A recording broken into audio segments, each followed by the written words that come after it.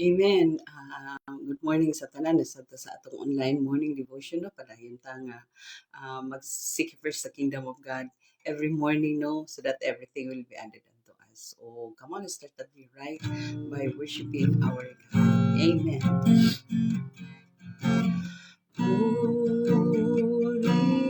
Purihin ka, balik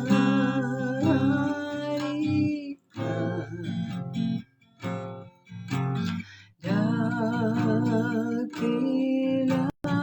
ka, Jesus, sa buhay ko.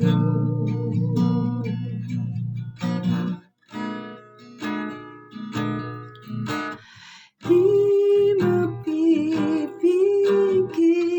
ang pusong umibig sa iyo.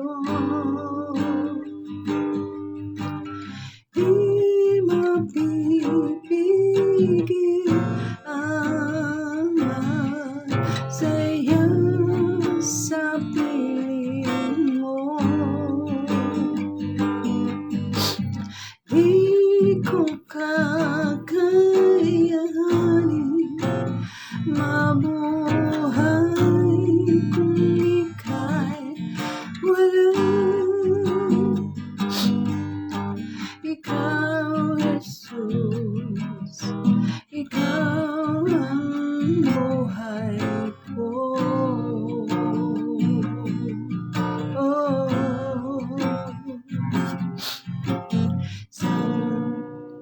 Sambahin ka, mahal ka,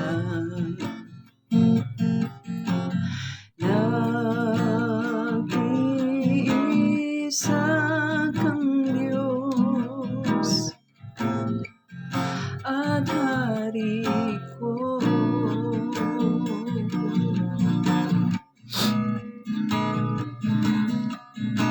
Ikaw ang natatanging Harihan, kalooban ko. Ikaw ay laging naiyan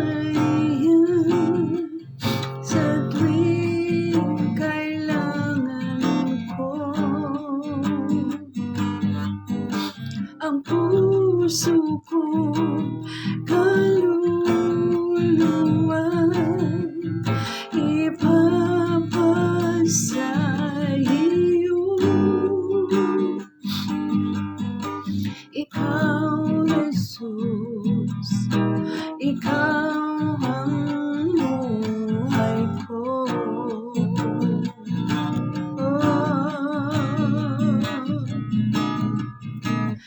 Di mapipigil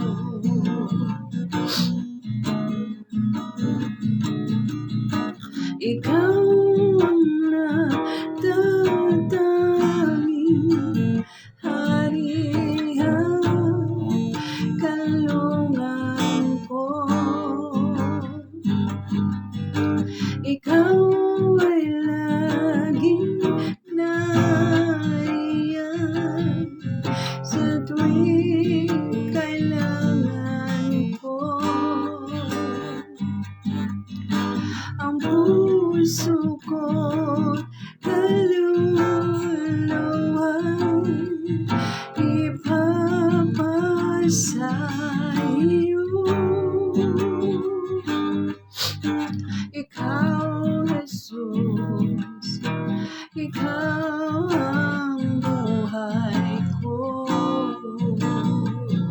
Oh, we give you praise, Lord. We give you glory, for you're worthy, worthy to be honored, worthy to be served, worthy to be glorified. Hallelujah.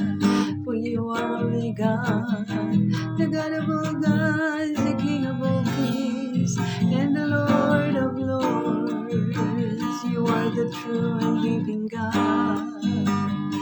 Hallelujah, hallelujah, hallelujah, hallelujah. Oh, Jesus. Lord, thank you kay Ginoo sa imong pagpukaw ka ng mga amahan ini sa kabuntago na mahal na ginibon minimo nga mobangon ipabuka pa nimo ang among mga mata o Lord o makahimo pa mi niini nga bulhaton ug labi na sa kalidad malinaw ni nano kakatulog kay mo i-provide ka namo tipong gabi amahan. Salamat kayo. We're so grateful, Lord, for every morning, Lord, na imong kay pamatao, God. Thank you kaayo, Lord. Bisan pa man sa imong paghatag nila ing matahong nga adlaw. Ginoo, Lord, nga Thursday, oh God, nga opportunity, Ginoo. Alang ka na mo nga makapadayon sa pagkinabuhing Kristohanon, Lord. Makapadayon sa pag-alagad kanimo, makapadayon, Lord, sa pamuhat sa buluhaton sa malini, Lord. Thank you kaayo ninintanan, Lord. It is only through your grace, by your grace, and in your grace, Lord, nga makahimo kami nining tanan. Dalaygon ka, Lord, sa walay katapusan, dawata nga among pagpasalamat, dawata nga among mga pagdayon, mga paghimayan, pinaagi sa gapanan, nga ngalan ni Ginoong Kristo nga among Ginoo maluluwas. Amen. Praise God. So, nanasabtas pa, paklit na sab sa bala kasulatan, no? Naata karon sa nakapata sa Luke chapter 4 na tali ay chapter 4 na ta sa Luke. Luke chapter 4. Yeah, sa chapter 4 atong itakol ang verse 3 to verse 8. Kaghapon na touch nato ang chapter 4 verse 1. Ang wala ginaapil nato og touch no sa atong gisgutan kaghapon nga chapter 3. O karon aton po naapagihapon ta sa chapter 4 kay takol nato ang verse 3 to 8. Ingon diri ang verse 3 to 8 no. Ingon dinhi mag-start ta sa 3.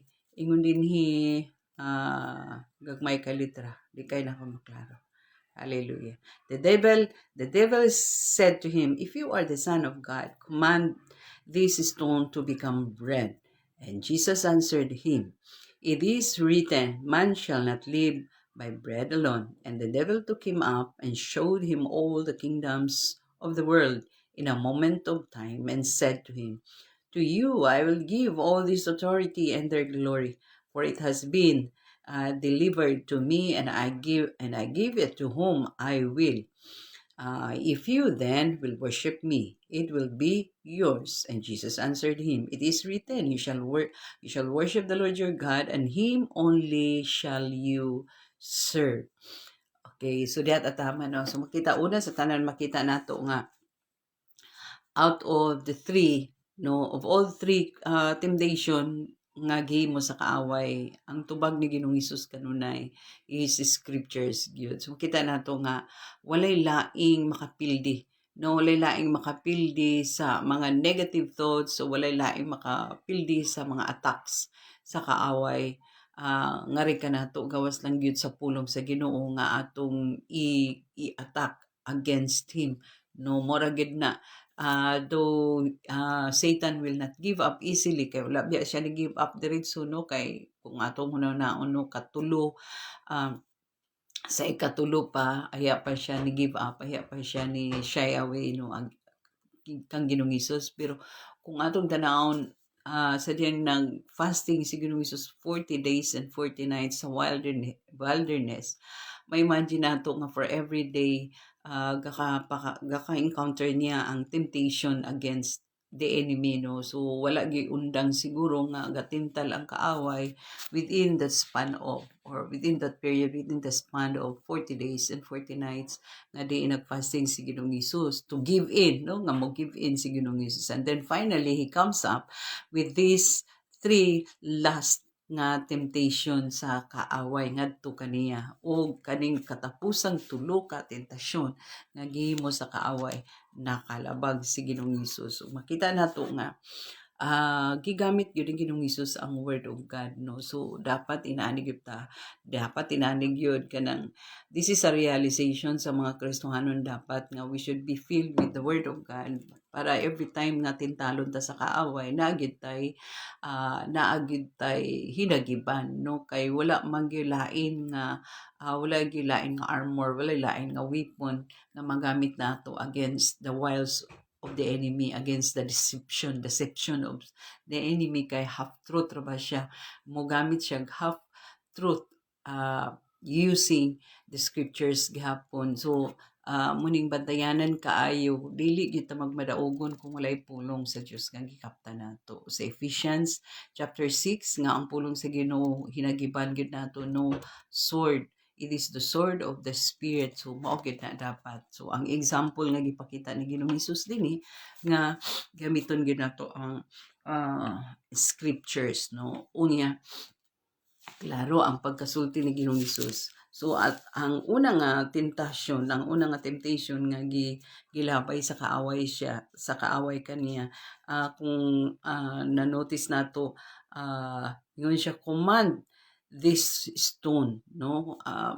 Kuan ni manduining bato himo agpan, no. So makita nato no nga gigamit, no, ni Satanas nga tintalon si Ginoong Hesus pinaagi sa pag motivate sa desire of the flesh, no, kay syempre gutom ka ay 40 days and 40 nights baya. So nakita sa kaaway nga si Ginoong Hesus after the 40 days and 40 nights gutom gyud kita manggani sa kaadlaw di ta kakaon gutom gyud. So kanang naa nga desire for food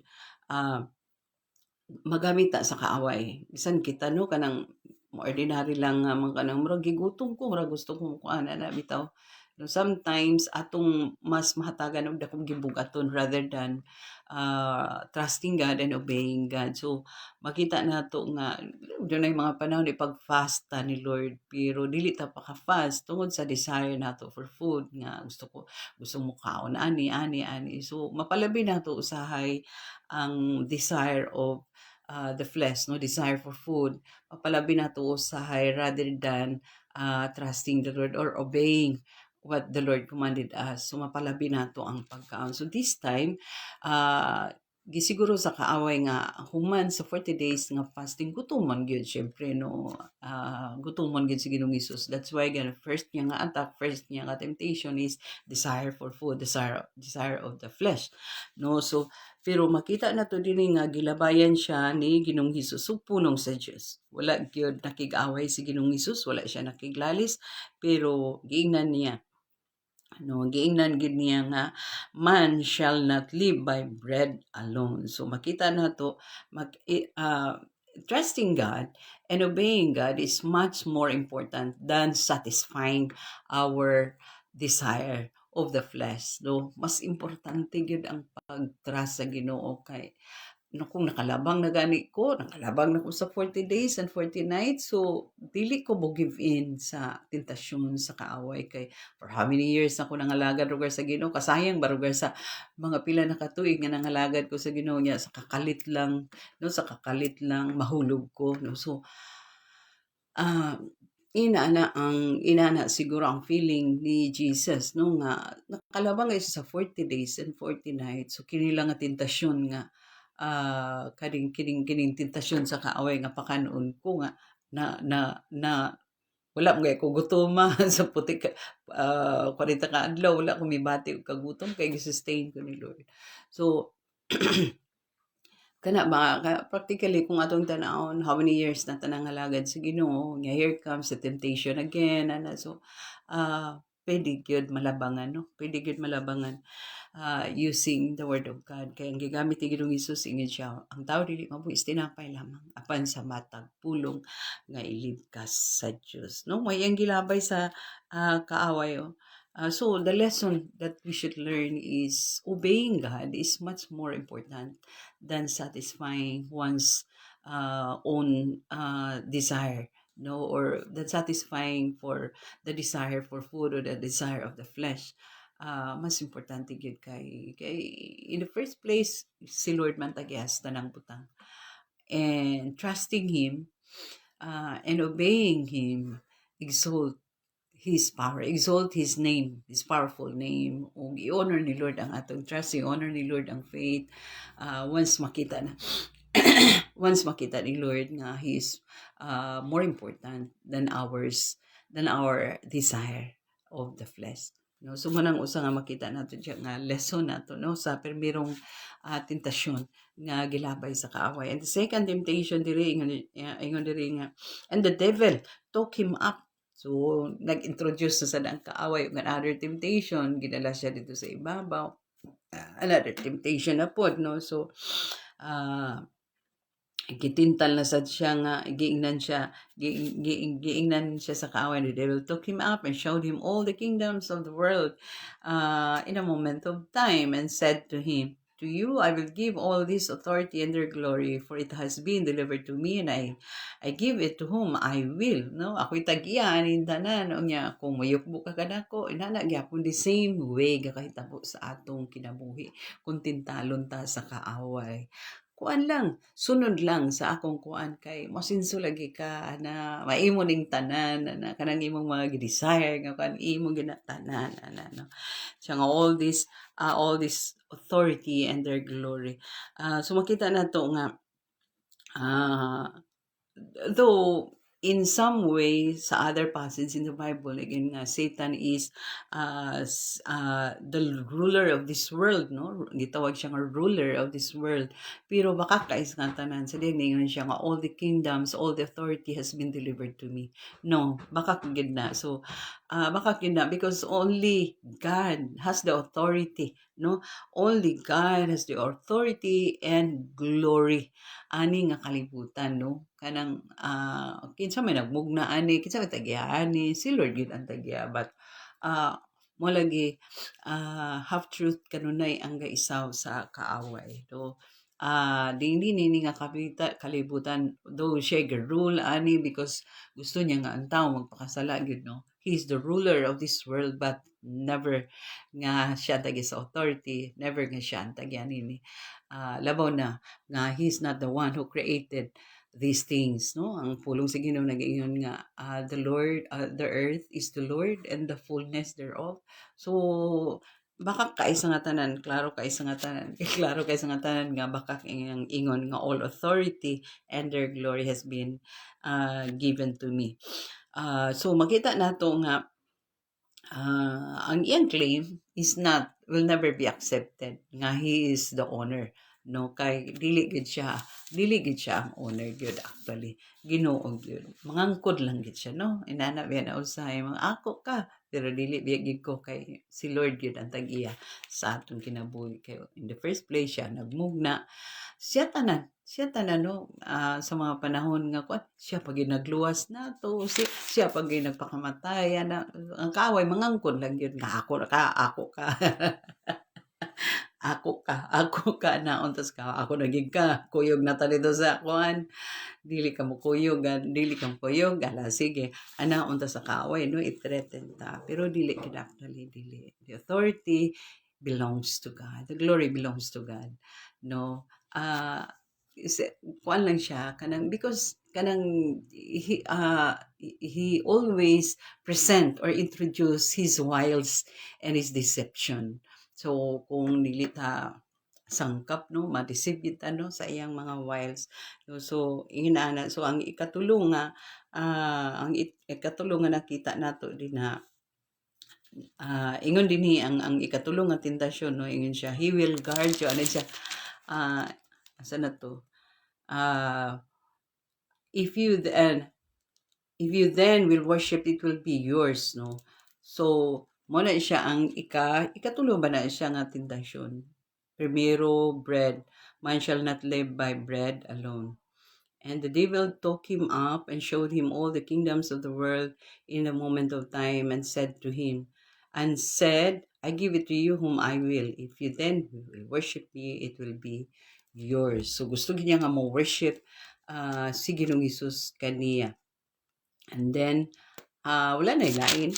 Di ba tuluman? Naa sa 9 then he took him to Jerusalem and set him on the pinnacle of the temple and said to him, If you are the Son of God, throw yourself down from here, for it is written, He will command His angels concerning you to guard you. Kaning word nga to guard you, no, makita na to nga, grabe gyud nga lies, no, grabe nga lies kining niya kay, uh, kada mang murag pugson kanang though insakto ang sulti sa Psalm nga na the angels will guard you, no, nga he will not allow no, ang tanaraw gud ang makita nato diri sa ikatulong nga temptation, ang lesson to learn nga makita nato, no, nga uh, he will guard you ingon siya. uh, Nag-quote siya og scriptures. So take note, delikado gid kay kung dili ta aware sa scriptures kay naa man ni sa Psalm, makita man nato sa 91 verse 11 to 12, no. Nga he will guard you, the angels, no, will guard you. And then but dili nibot pasabot nga imong pugson imong kaugalingon nga moambak ka just to kanibitang to witness how the Lord protect you. No, dili ni siya mao nga kanibitang kanang you have to force yourself to throw yourself down kanang morning lies karon mo nang daghan ka pangambak, daghan gahimo ana nga klase sa kuan nga gahikog kay moambak, no, lies of Satan. Nagpadayon gihapon na siya, the same ra gihapon ang naa nga mga kuan nga daghan ka pangambak because of the lies of Satan, no? Ano siya nga, siguro ka nagapangambak bitaw para sa una tulay, gapangambak kay maghikog, wala silang una na nga mamatay sila, maghikog sila. Na silang una anyway kung ambak ko, i-preserve man ko gihapon. Why, tanaw na to sa Psalm chapter 91, verse 11 to 12. Kung sa sulti sa Salmo, verse 91.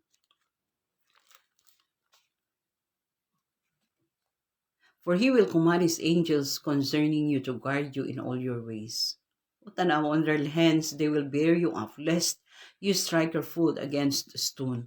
So, kanang kumuamba ka, saluon ka, nya dili itugot sa Dios nga mo dagpak ang imong kuan dito sa tiil.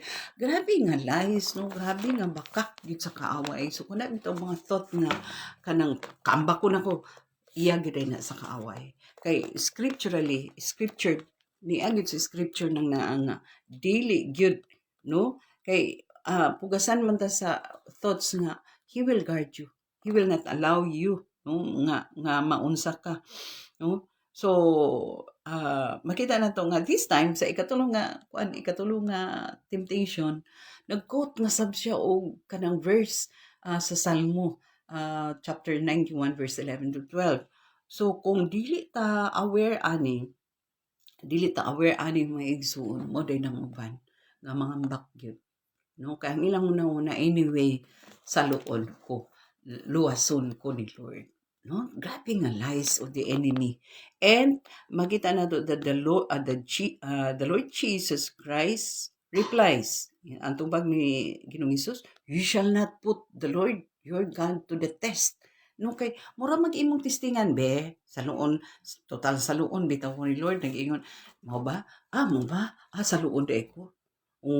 Di gitubag siya ni Ginoong Hesus nga gitubag siya ni Ginoong, thou shall not put the Lord your God into the test. Ayaw testingi. No, kay ingonana inana ang thought sa kaaway. Inana ang thought nga gaisaw sa kaaway anang mga tawo nga gapangambak gapanghikog kay kanit sa ibabaw pa sa ubos. No? Grabe ang kuan sa kaaway. So ang lesson to learn din ni nga una sa tanan kay balutas pulo sa Ginoo, ikaduha we should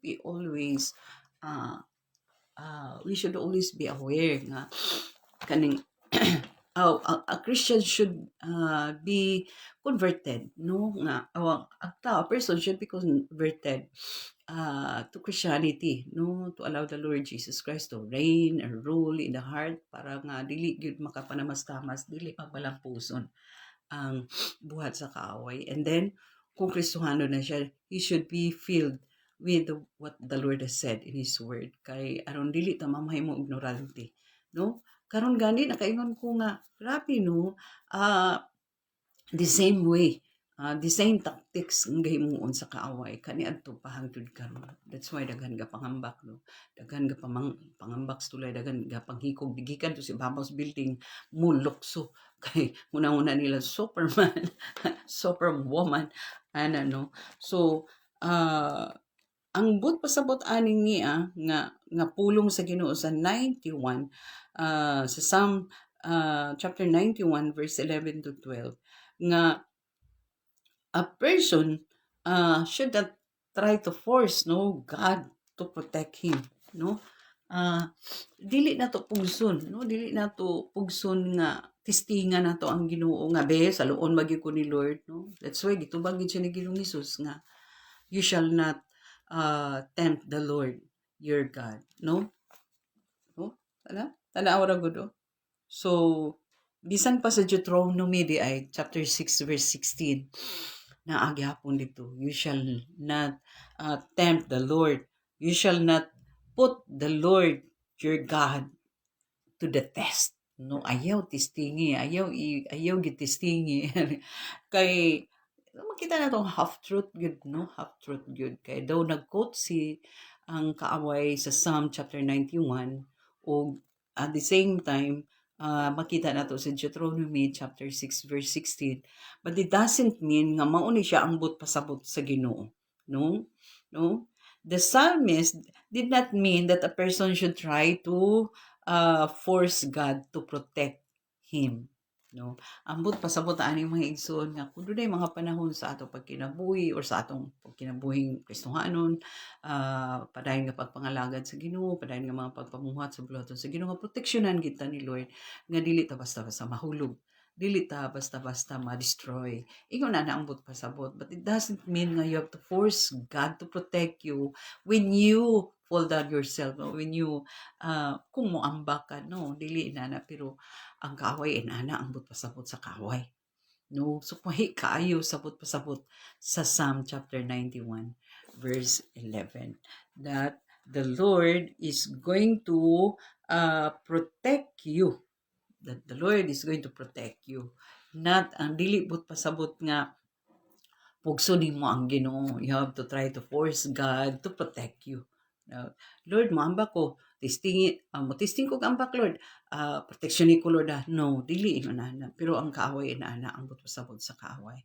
Grabe no, nga lies, grabe nga deception. Mao din dagan nga pangambak, mao din dagan nga pangikog, no, kay tungod ani nga kanang the same ragid kaayo nga miles, no, the same ragid ka pareha ragid hitsura ang mga tentasyon, no, pareha ragid. O kung ang tao dili ready na wala sa Ginoong Hesus naghari niya dili aware sa pulong sa Ginoo, delikado gid kay mga igsuon. Moabot gid ang hunang-una nga mabag lang ko ani di na kayang problema. Ano no? Amen.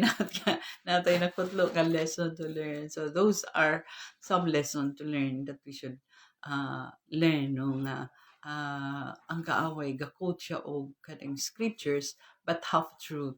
Kanilang ikatulog, grabe no.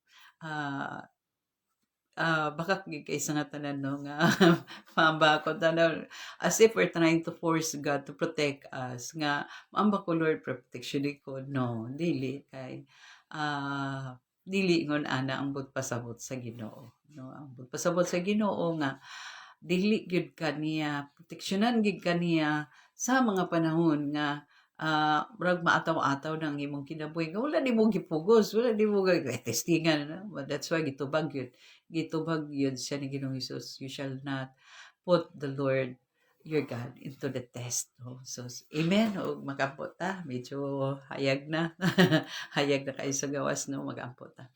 Labing balaan gamhanan mahigugmaon lagit mo na mga amahan. Salamat kami kaayo o Lord sa mao nga mga pulong nga imong gipasabot kanang mga amahan nga bubura kayo ang oras, Lord, taas po ang kayo sa nga tanan. Lami, sugutan ni Lord, apan mubura mong oras dinhi.